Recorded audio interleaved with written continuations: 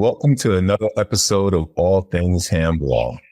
I'm Paul Williams, and if you enjoy this podcast, then I will encourage you to give a nonprofit donation to the Inner City Handball Association, where we educate, mentor, and serve young people through the sport of handball. Today's question is, what is USHA, as some of the kids say, and which is the United States Handball Association. And I have with me today Matt Kruger, who's the executive director of the United States Handball Association, to give us a little background on who he is and who the USHA is. Matt, thanks for joining us. All right. Hey, thanks for having me, Paul. And pleasure to be here. Finally get this working here, and a really cool system. So thank you. So tell us a little bit about who you are and who the USHA is. Oh, well, thank you. And United States Handball Association is the national governing body for the sport of handball. We're a 501c3 nonprofit corporation. We're dedicated to the growth and development of the sport for all ages.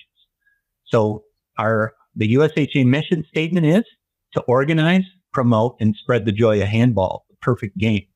So by doing that, we administer and sanction over 100 tournaments per year, including our national championships in all the different form of disciplines, whether they're one wall, three wall, four wall, and of course, one wall, big ball, or wall ball discipline.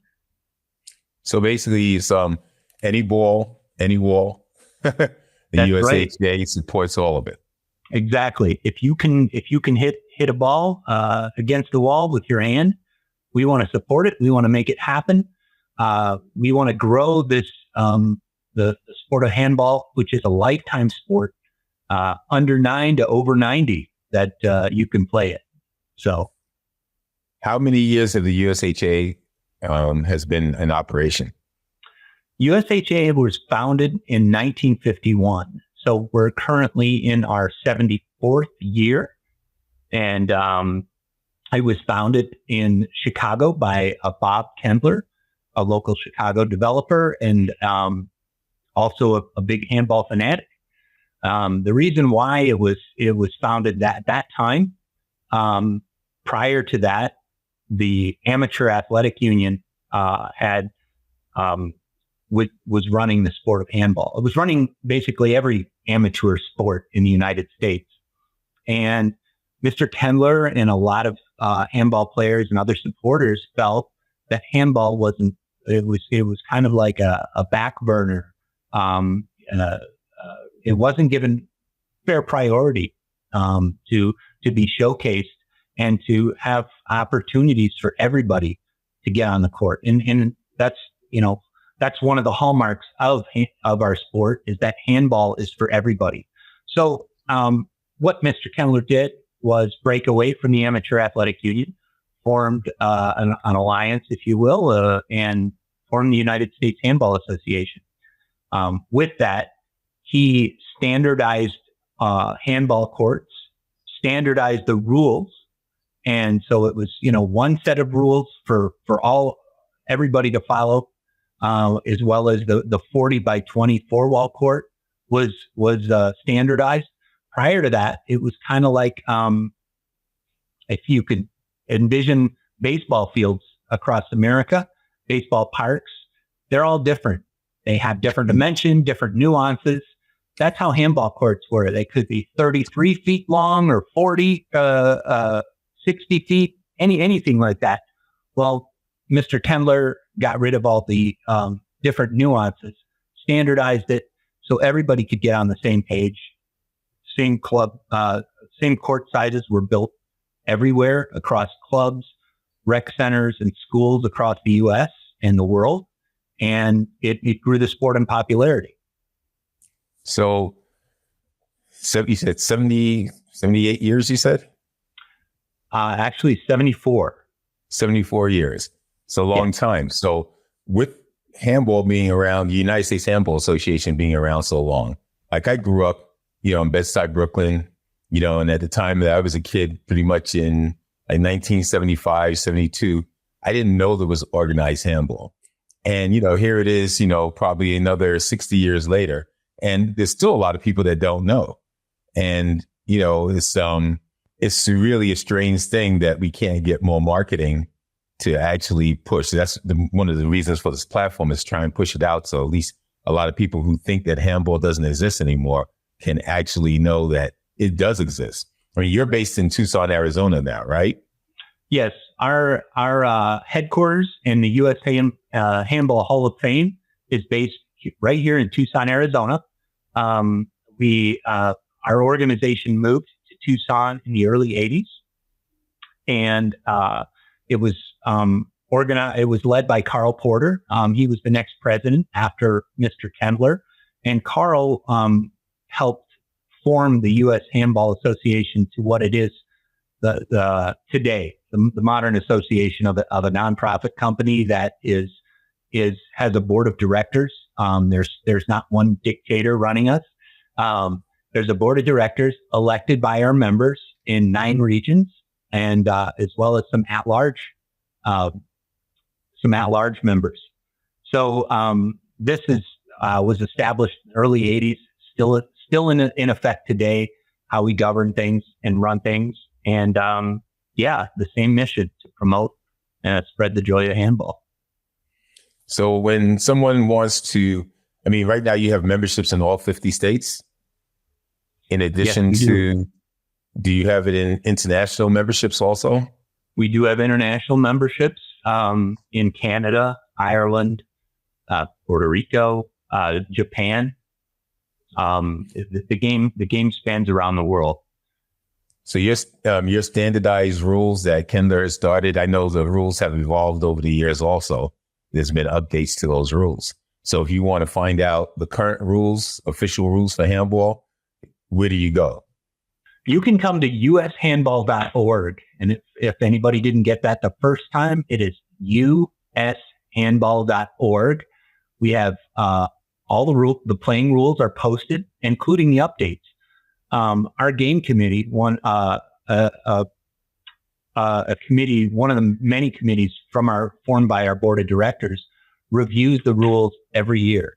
If there's any nuances, anything that comes up where wording needs to be updated, corrected, or changed, they do that. Just like every sport does. They'll review the rules. Some make changes every 2 years, but we can review it every year.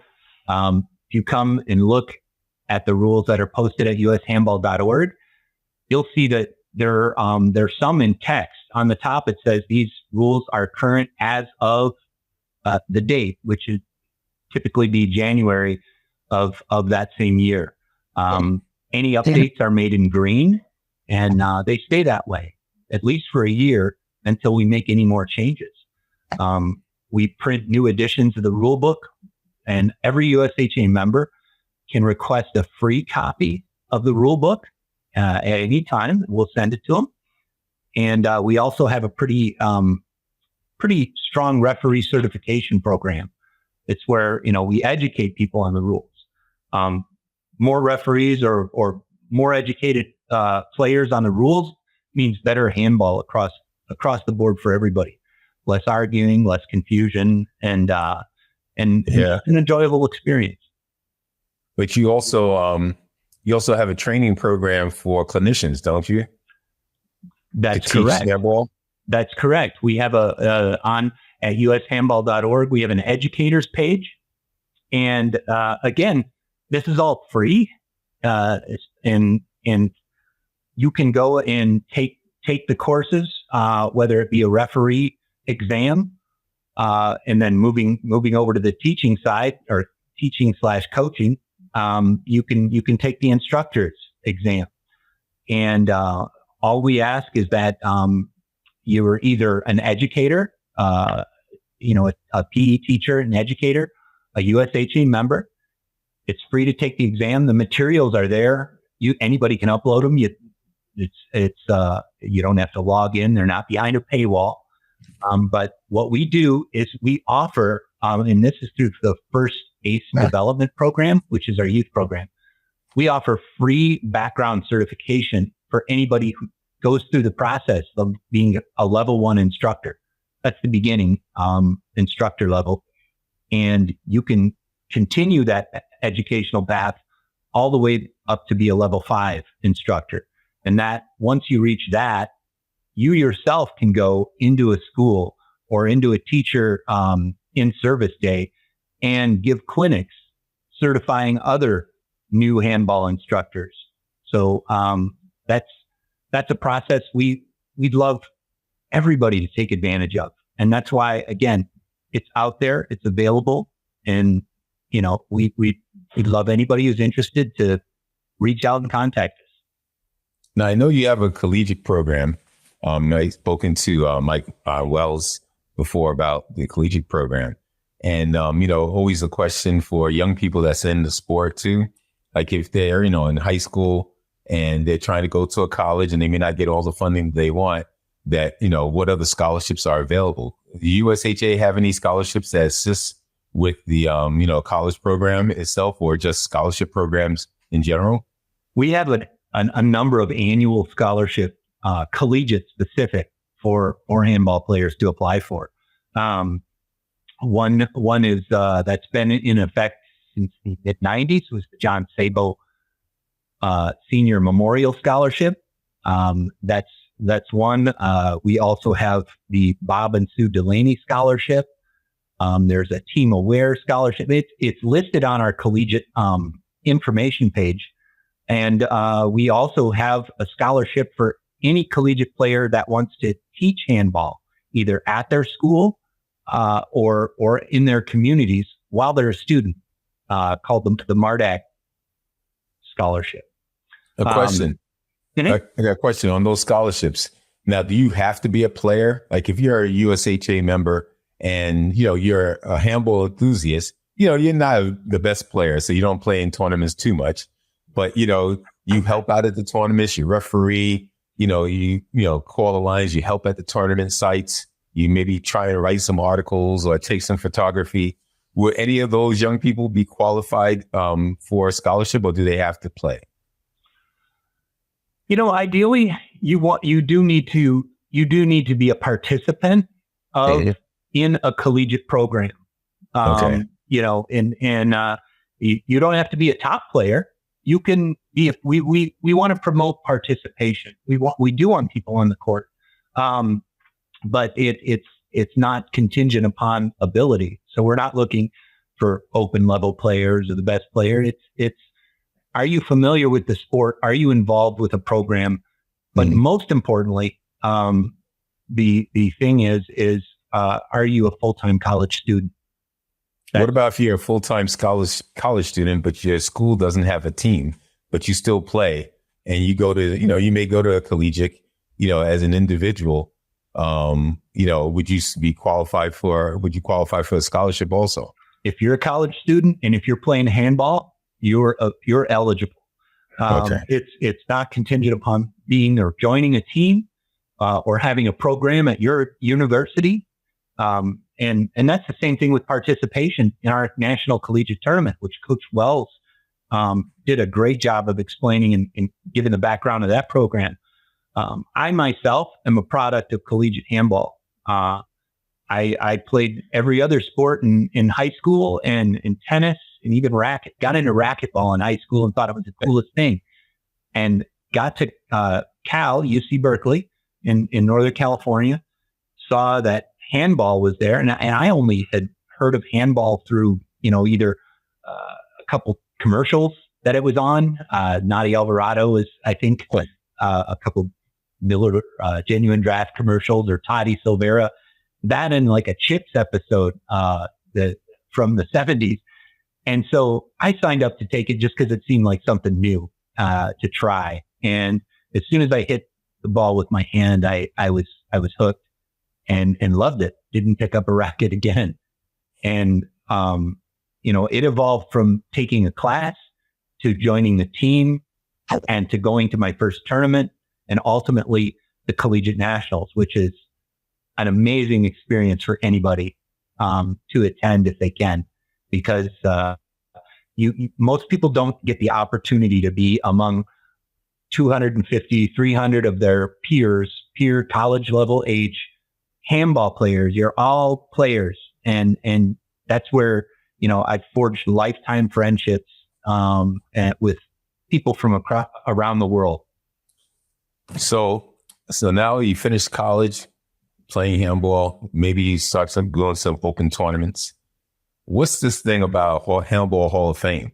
Everybody's wondering, you have Baseball Hall of Fame, Basketball Hall of Fame. Is there really a Handball Hall of Fame?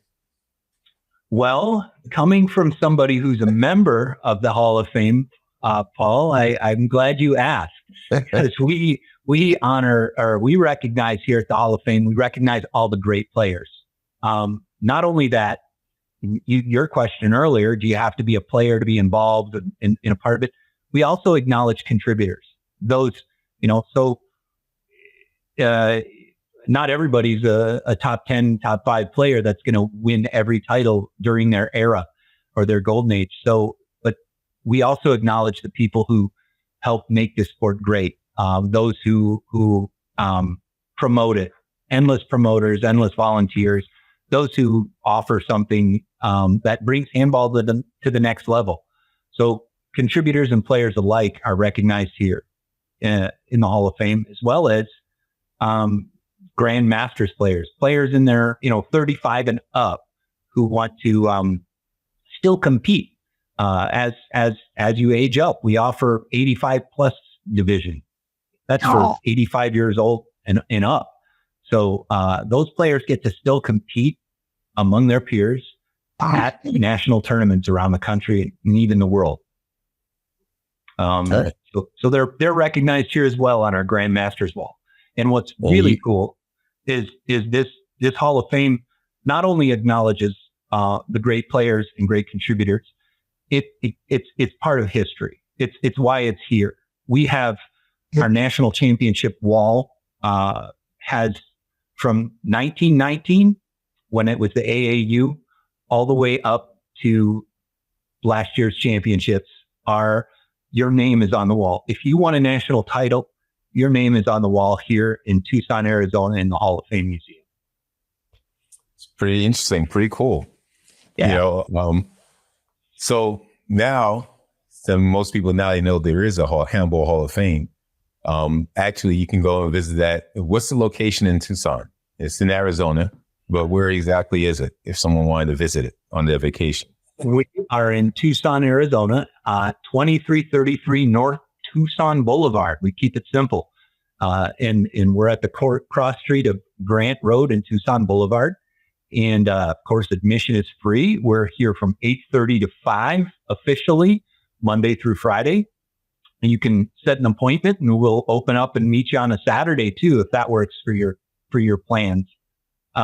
Thankfully, our address and more info on the Hall of Fame is available at ushandball.org too. So as you're a charity, basically, right? The USHA is a charity? Yes, correct. We are a 501c3 charity, nonprofit organization. So what do you need to, people still don't know. So what is it that you would like to see or, want from our viewers to help spread the word of handball, or how could they get involved? If they wanted to get involved and, become a member, I guess they could join up on your website and become a member and then get a magazine that you usually send out with your rule books. Yeah. What would you want to tell the viewers, in sort of like closing, that you want them to remember about the USHA? Well, I would say we're an organization here for all people and all players. Museum admission is free. Accessing our website and getting all that information about rules, teaching, coaching, that's free. So I would implore anybody, if you have court space, if you have an avenue to get on a court, if you have an avenue to invite kids or adult new players, introduce them to handball. There are steps, we have lighter, softer balls to start with. So, and that graduate with your skill and comfort level. again, handball is a sport for everybody, works out both sides of your body. And it's not only good for your body, it's good for your mind. So, well, thank you, Matt. This has been pretty informative. I hope the viewers take heed to some of this information and decide to think about supporting handball a little bit more by being a volunteer, and helping out at tournaments, or, just finding out more about handball and maybe figure out ways to introduce young people and just spread the word, through this podcast and through other social media, channels. Great. So, well, we're not an exclusive or secret club. We want you to contact us, and you can call us up. I'll answer the phone. Sam Hesser, one of the top players on the Four Wall Pro WPH Tour. He's our development director. He would love to get in touch with you, and if anyone is interested in teaching handball or starting a program, give us a call. Thank you again, Matt. Thank you. This has been another episode of All Things Handball. And you know what? Bottom line, we have USHA as well as many other nonprofit organizations that's handball related, and we all need your support. So consider a donation to your charity of choice. Hopefully it's either ICHA or USHA or any other local charity that deals with handball. Don't forget us. Thank you. Until next time.